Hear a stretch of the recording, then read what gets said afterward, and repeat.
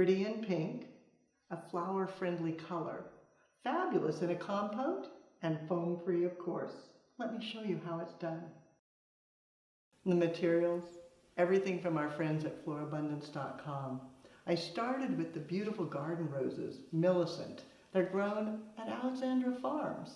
Then beautiful callas, sweet peas, the mechanics, starting with a compote.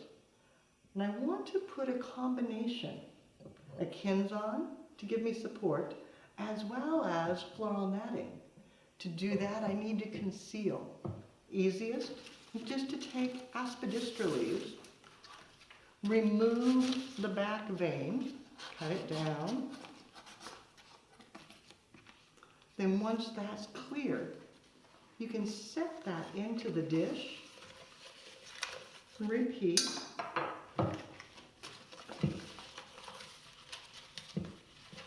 Then you can place in the kinson, the netting, add a few more leaves to make sure it's all concealed. And then once you have everything in place, just tape it using clear waterproof tape. Then add fresh water, pre-mixed with flower food. With mechanics concealed, then it's time to add just a little more foliage. Maybe some deflexus, has such nice draping. Feeding it in, making sure it gets into the floral netting well, and then just winding it around. And you can actually tuck it into the tape and the wire to hold it in place. Then repeating that, a few more pieces, giving some drape, maybe coming out over the side, finding the perfect spot. And then when you have a base to begin, you can go back. Tuck in your roses, tuck in each of the blooms that you love, removing some of the thorns,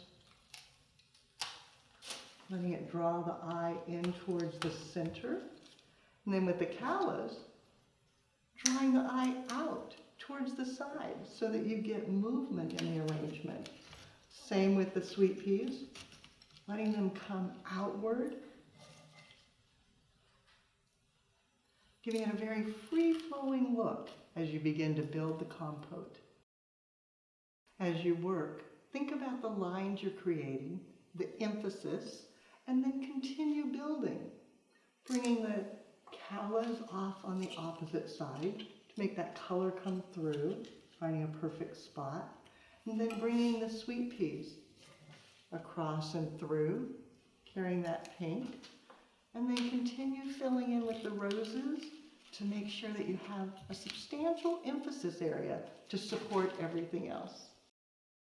With your main flowers in place, you can come back, add texture, contrast, a bit of yarrow, tuck down low to draw the eye inward, maybe a bit of jasmine vine, letting it trail outward, giving even more movement to the arrangement.